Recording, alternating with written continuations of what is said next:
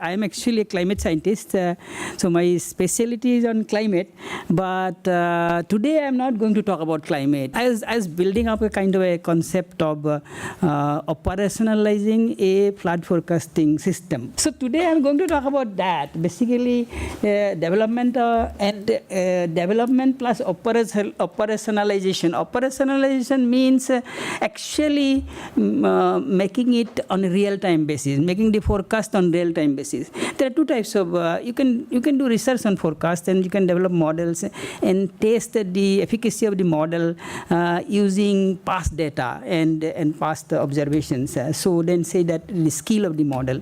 Then actually on the real time, then you have to take real data and you have to make forecasts on the real time and then validate them with actual observations, what happens during that time.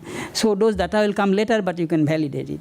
So that is the operationalization, because it requires, because doing forecast operationalization means input data has to come in real time. You have to produce the forecast in real time and then deliver the forecast and into the public on real time. So that has a slightly different issue, but the development part requires research.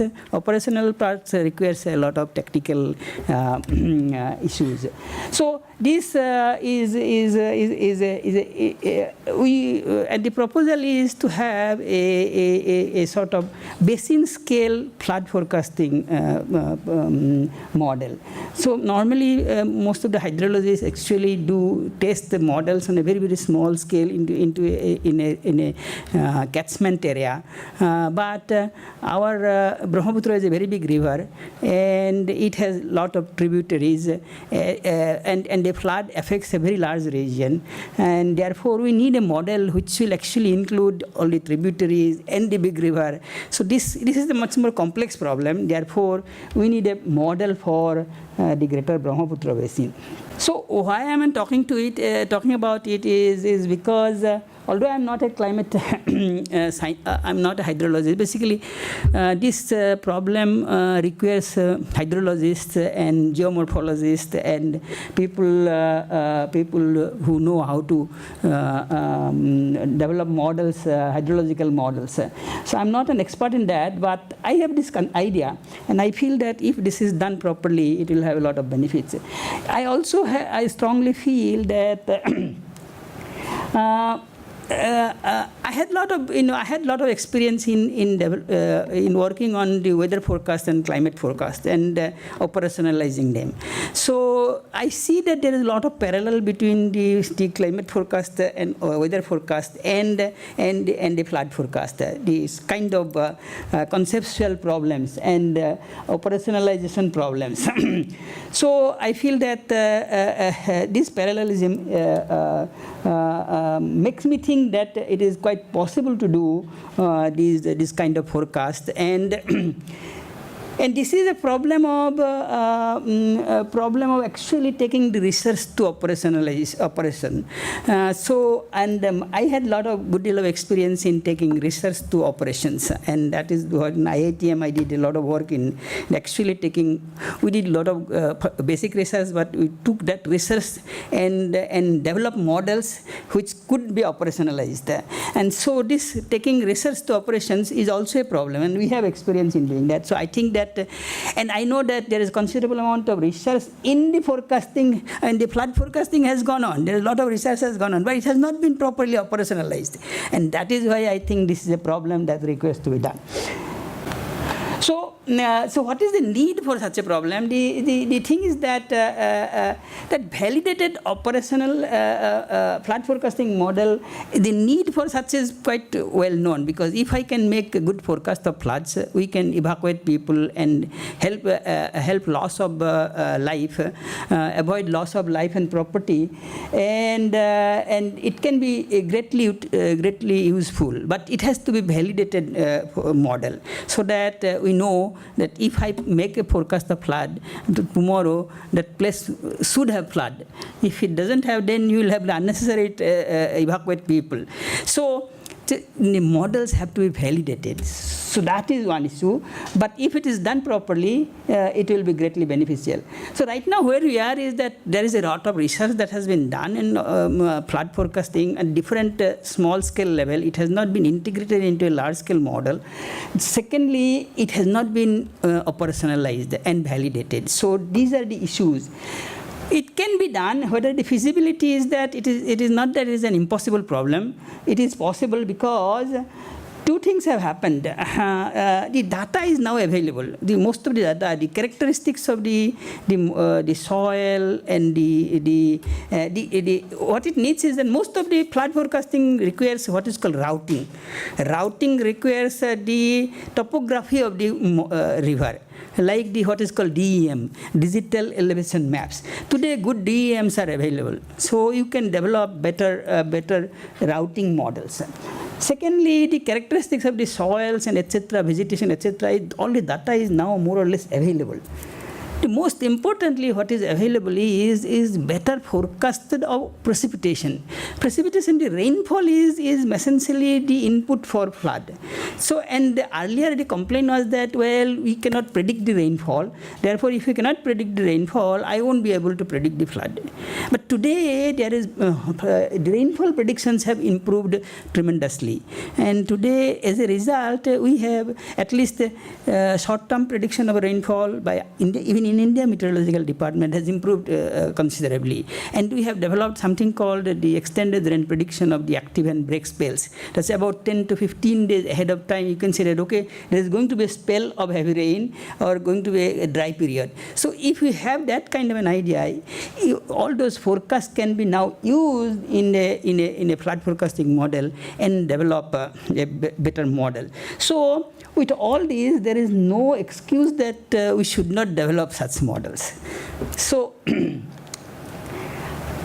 potential benefit is that if we give good forecast, I think we have spent a lot of time in the whole last decades, 100 years. We have been trying to go through a so-called flood control regime. It's basically we just try to build embankments and avoid the flood water coming to villages and so on. Every year this problem is, again it is breached, the next year again it is built. So it is a sort of perpetuating problem which really does not solve the problem. So this, I think this we have to go, because the flood cannot be controlled. And we need to go from the flood control regime to living with flood. Flood is going to come, but can we live with it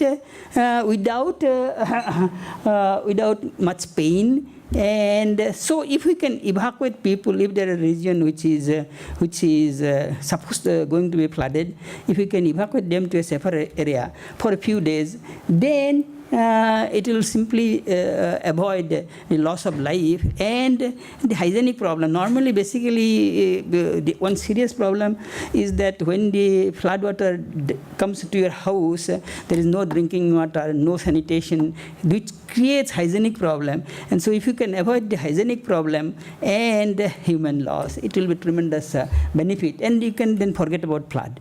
Flood will come and it will actually make your backyard more fertile for the next crop and so on.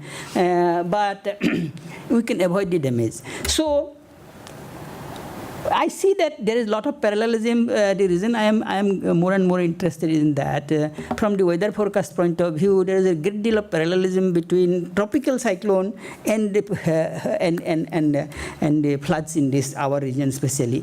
So tropical cyclone also has a lot of damage potential, and over the years we have found better monitoring through satellites and improvement of forecasting skill. Now today the skill of tropical cyclone forecast have improved. As a result, we can target, okay, it's going to hit this area, plus minus 50 kilometer maybe, but around this area is where it is going to hit. If I can give that forecast, and we know that from this satellite data, we know more or less that is coming this way, so you can evacuate targeted people. And because in Indian eastern coast, over Tamil Nadu, Orissa and Andhra Pradesh, lot of shelters have been built. Because of the shelters and the good forecasts, now human loss in India, in tropical cyclone, even the most severe tropical cyclone, human loss almost zero. This is far better than even in USA because of this two things, because the improvement of forecast skill and shelters. So same thing can be done for floods. The flood can be monitored by satellite, which is already being done. Now, if we have better flood forecasting model, validated forecasting model, and have shelters, so what you need is shelters. You need to build shelters. So if we, in most flood-prone villages, if we build some concrete shelters, so that the affected people could be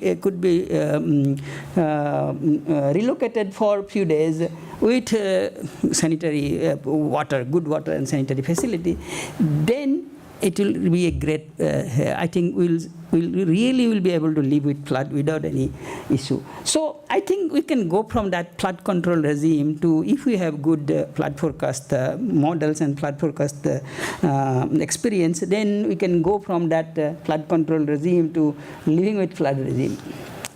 So floods are essentially ubiquitous in our place. We know that right now we are going through floods in many places. In Assam, we almost live with flood anyway, but can we make the pain less? And I think with good forecast, we can make the pain less. And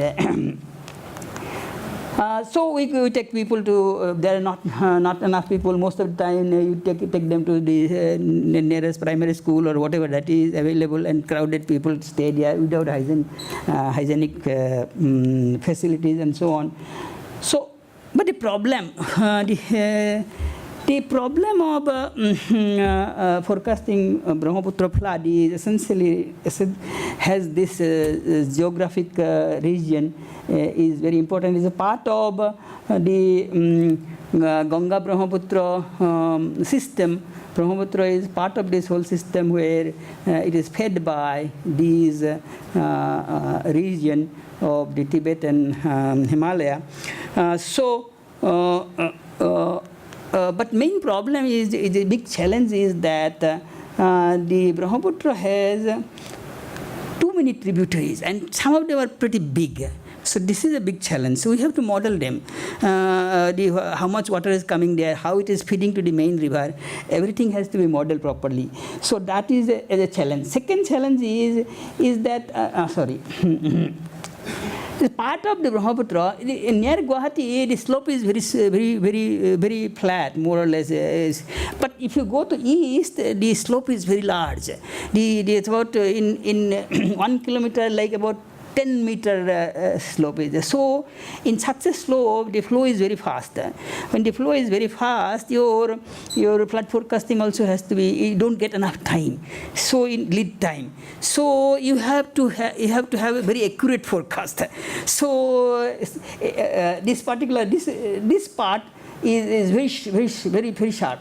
So the gradient and both sides, if you see, we have mountains on this side, mountains on this side. So both sides, from this side also, the gradients are pretty sharp, and the valley is relatively small.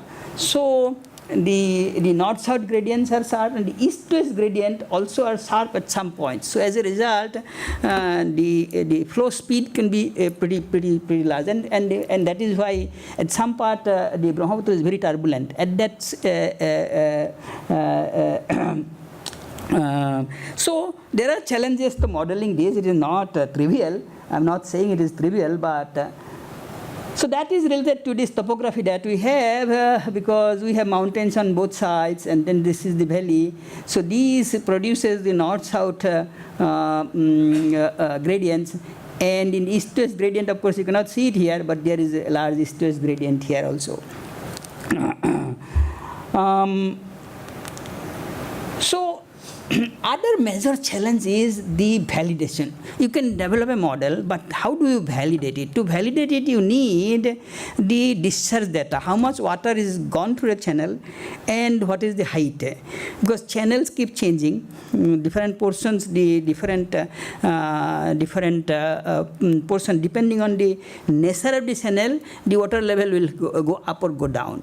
If some places the channel is very big, then the water level rise will be less. In some parts the channel is very narrow, then the water level will be more. So you need to have both the data, how much water is actually flowing through it, and what is the height at different regions. So these two things you need of good quality data.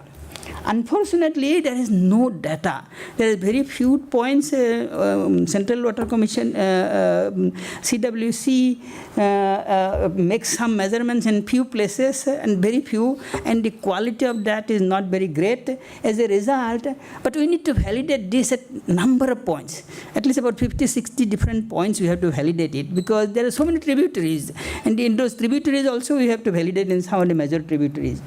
So the research quality data or discharge and water level is very much important, but it is not available. Therefore, but it is not impossible to collect it. So what I feel is that if we have to make this problem feasible, we have to collect some data and collect some research quality data. We can go and make those measurements. Actually, what has happened in the past is that the government, this is the water discharge is kind of sensitive because we have international boundary, interstate boundaries, and there are a lot of disputes between interstates and internationals, Bangladesh and India, how much water is going there and not going there. So we don't want to tell them exactly how much water is going. As a result, we have deliberately stopped them, and this has been damaging to everything. Because these are sensitive data, we don't want to. As a result, we are not even making those measurements correctly. So as a result, we don't have any good data. So what we need, what I propose is that we make measurements ourselves in certain number of points and go and make research quality measurement about 3 years, and then we can validate all the data, all the models and do it. So that is the kind of proposal that needs to be done. But it will involve a little bit of cost. But I think the cost that will be required, it will require a lot of physical work, because we will have to invest a lot of research students and people who have to go and make those measurements and continue to make measurements during this 5 months period, 6 months period. Actually, you have to make very regular measurements and collect those data over a period. It is not a trivial job. It will be, but it is doable. It's not that it's not doable. So the floods are like this. Interesting thing is that in Bhramaputra, the floods are kind of recurring. As you see, it keeps coming, isn't it?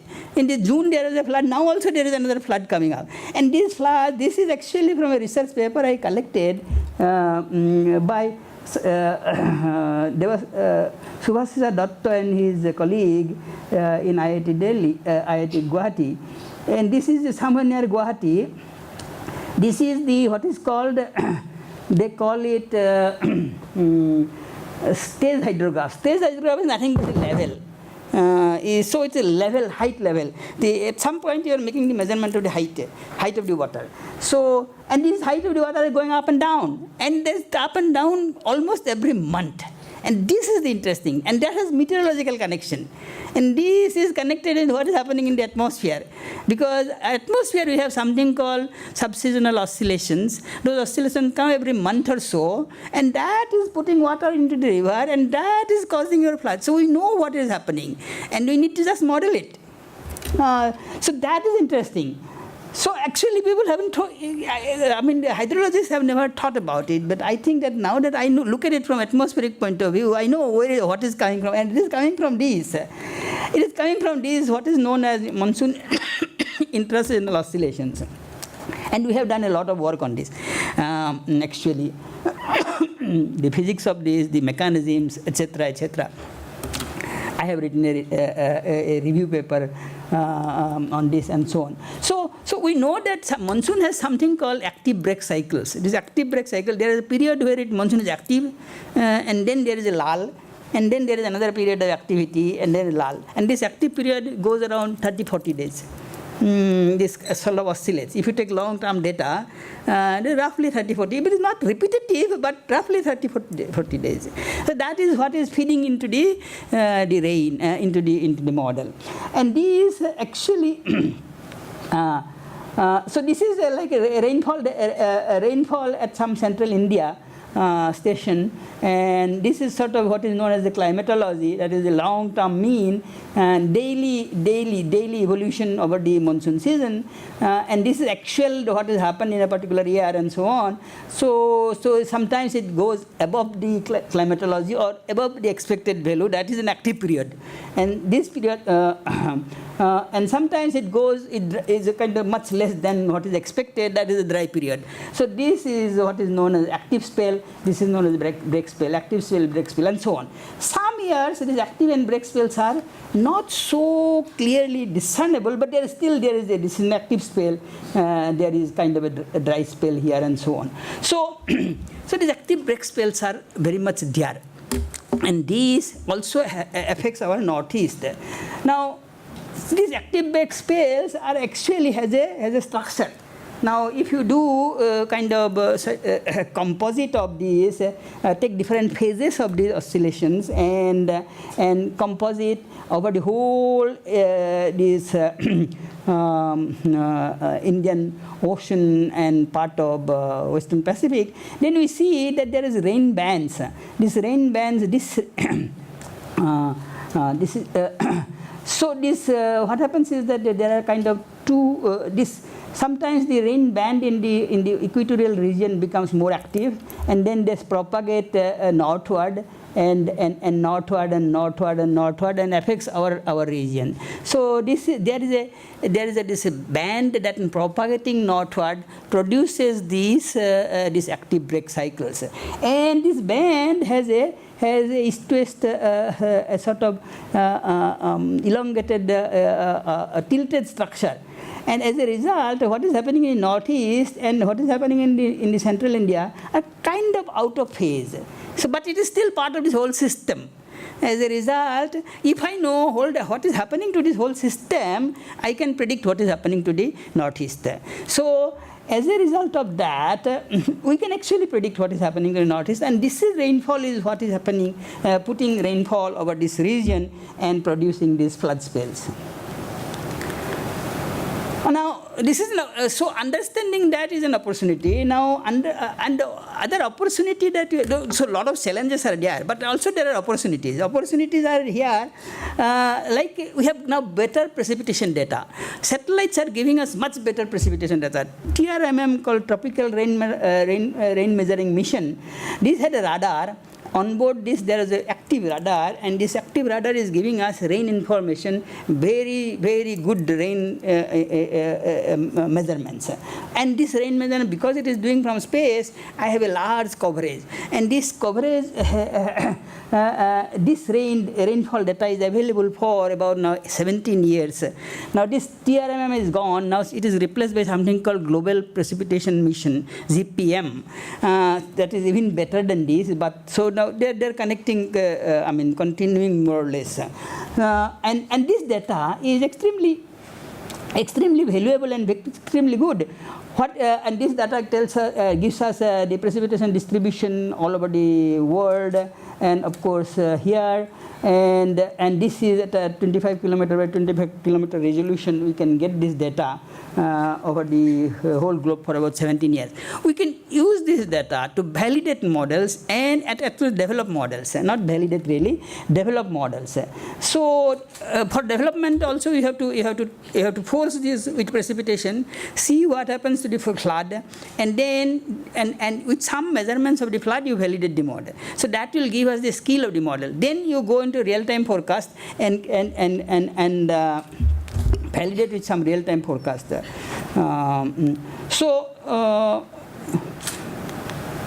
So this trim also shows us this monsoon subseasonal oscillations and their northward propagation. The same thing that I showed you is seen from the trim data as well. So it actually captures all these the subseasonal oscillation very nicely. Actually, we have developed a new method called for real-time monitoring of these subseasonal oscillations. My students and I we worked on a new idea called extended EOF analysis, extended empirical orthogonal function analysis of the rainfall. From that, we defined an index. By using that index on the real time, I can actually monitor what is happening to what status in this oscillation is, and that can be actually plotted in a two-dimensional phase space, and you can actually monitor. And we can use this index also to validate the forecast of these oscillations. In fact, operationally, people are now using that to validate. Now, another opportunity is that now there are forecast of these oscillations, and this what is happening. This is from IITM website. Now we developed this extended range prediction of the subseasonal spells up to 20 days in advance. So, and this is you can go to IITM website even today. I think there is what is happening this year also they are putting up. So this forecast can be made about 20 days in advance. So, and these spells tells us how the winds and precipitation is changing, and that is then validated using that index. You can show that okay, from a particular time I can make forecast, and I can make an ensemble of forecast, and this ensemble of forecast, how the forecast will evolve in time, and then validate with actual observation. Observation can also be plotted over here. The validation of the forecast tells us that as you go in lead time further and further, there will be more and more uncertainty, but there is still considerable skill up to about 10 to 15 days. So, So these are the opportunities. Now, what is the international status is that this is people are doing in other places, this kind of hydrological modeling people are doing, and there are many places. For example, I just picked up from some literature that this is an Oklahoma University developed some hydrological model. Now this is being used globally in many places.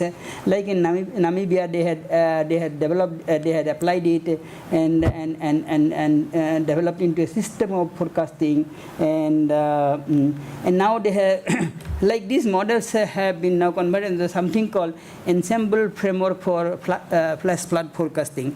So these have essentially the precipitation, evapotranspiration, snow melt, surface runoff. These all goes as input to the routing model. So routing model is where the topography will be there. If you put some water, how it will go, it will tell that. But that input comes from precipitation, and evapotranspiration will be lost. Precipitation is input. Then surface runoff will be there, and snow melt will add. So all these things has to go into the routing model. Then routing model output will produce inundation, where it will then the topography, depending on the topography, where it will go, how far it will go, and so on. And these outputs then can be processed. Now this is some technical details of where what you need to input and so on and so forth. So all this is actually available, and this has been applied globally in many places. So there are all this, when you apply to large scale like that, you have to make certain approximation, no doubt about it. There are only certain limitations, but still it will be useful. The question is it going to be useful? So the fact that this have been applied globally so many places, it is quite useful, and then I think we can as well make it useful our region. In fact, locally there is enough expertise that people have developed such models. For example, this IIT Guwahati group, especially Subhasisa Datta, has done some modeling. This paper was published in Indian Academy of Science Journal. a couple of 2-3 years ago, and where they had actually looked at this large-scale problem, and they validated the model at 1 or 2 points. This is one of those examples. So it can capture these large-scale aspects reasonably well. There is considerable number of improvement that can be done and possible because it still doesn't have many tributaries and so on. So some other problems are there, but I think this is still doable, and the expertise is there. All we need is take it to integrate it, and this is the structure of the model and so on. So I don't want to go into great detail of that. So basically what we need is essentially how do we go forward. So first we have to do the model development. The model development, I propose that we have to do just one point I actually forgot. Let me go back to one of those the initially beginning point. We'll need to actually make several, like in atmosphere, we have to make some regional models and then go into details. See, when I go to these basins, I need more resolution, because there the gradient and everything has to be properly defined, and therefore I have to have a better resolution there, good DEM, and about larger area I may not be worried about too much. I can do it a little lower resolution, but on the smaller basins we have to do higher resolution and then integrate them. So what we will need to do, divide this whole region into some number of, say, smaller basins, like 5 or 6 or smaller basin, and then do that in greater detail, integrate them into this bigger domain. Then in the boundary you match them. So what is input coming from this, you match into the bigger boundary. So you can have a framework in which this will be several regional models will be integrated into the bigger model, and that needs to be tested independently and then integrated. So that is required, and that can be done. It is a little bit time consuming maybe, but if we have some students who can actually do it, and we can always get put it together. There is no. So what you can do is that develop such a system of framework for modeling. Use that hydrological model. The hydrological model will include all that, the regional model and the bigger model and everything. This can be tested with the trim data, and so first we develop the model. To develop the model, I use the trim data and force the hydrological model. It will produce the spells of flood. Then use whatever data is available to validate it and fine-tune it, and then feed it back to the model. Model will have a lot of parameters, because some of the approximations are based on some parameters. So some adjustment of those parameters will be required. And this feedback between the what is forecasted, what is simulated, and what is observed, this feedback can give us what is the systematic bias. The systematic bias can be then corrected and the model can be improved. So that is the model development. So then we go to forecast skills evaluation. So to do the forecast skill evaluation, we can use all that. I said that the IITM and the IMD has this about 10 or 12 years of past forecast of these extended monsoon rainfall. So that data we can collect, use that data as the forcing to the hydrological model in the forecast mode, not just simulation mode. So in the forecast mode, if we do this sort of a retrospective forecast, use the retrospective extended range forecast of the rainfall you use the hydrological model to make retrospective forecast of floods and validate them with whatever data that we have. Again, this validation is, I am putting a question mark because we don't have enough data. So again, this is where we are going to have big problems. So in both cases. So, but if we do that, we know how to do it. If we do that, then we will have a validated model, and that validated model then can be used to actually do the real-time forecast. So that is essentially what is required. So essentially, what do we need for that? We need these observations, a research quality validation data, and that is a must. And to do that, I propose that we need to get this data observations done by ourselves, and I cannot leave it to somebody. And we will not. This data we are not going to get ready-made from anybody right now because there is not enough data. So it will involve certain investment. It will require certain manpower. But I think it can be done. Of course, these numbers, I have put in some numbers, but these are all kind of on top of my head. But these numbers can be fine-tuned. We also need better rain gauge data. Right now, Assam actually is unfortunate. If you look at the rain gauge data observations in the whole country, you look at Andhra Pradesh and Tamil Nadu. Excellent rain gauge station. It is every 10 kilometers or so there is good rain gauge functioning, good data is coming, rainfall data. Assam there is, IMD has only 5 or 6 stations which are actually give reliable data. In this whole region, in the whole, so inhomogeneous, the region is so inhomogeneous, we need so many more data, but we don't have data. And this is a big problem, real ground truth. And we need to set up a much better ground rain gauge station network. And Japanese are doing this in Northeast. For last 10 years, Japanese people have set up a large number of stations. Maybe some of you are also involved, I don't know. They have taken help of everybody, but they have, so that data we can use, but we have to supplement that further. I think that is not enough. We need to supplement, we need to set up many more. See, in the name of drought control, the Andhra Pradesh has invested so much money in putting rain gauge stations. Tamil Nadu has done that same thing. In terms of, now we can do that, okay, in terms, we should invest that money for flood forecasting and flood prediction, and so the validation of these rain gauge data from satellite data is well and good, but because of our topography, some ground validation is also required, and then ground validation ke liye we need a better network of rain gauge data, and that is not available. And so this is something that we also need to do as a part of this whole big project. So these are some things that I was just thinking, and maybe this is the last slide, I think, more or less.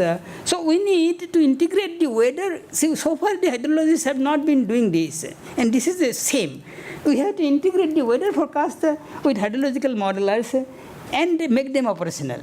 Operationalize them. Of course, it will need some competition. But it is not competition like weather forecast. You don't need that much, but you will still need some competition. HPC you will need, but it's still much less than what we need for weather forecast, and it is doable. But I'm really surprised that it is not being done. So this is the kind of, and it is same that we are not using this. Hydrologists are not using what is the good information coming from weather forecast and the meteorologists, and it is not. And we actually, coming to think of it, there is a great revolution in weather forecasting over the last.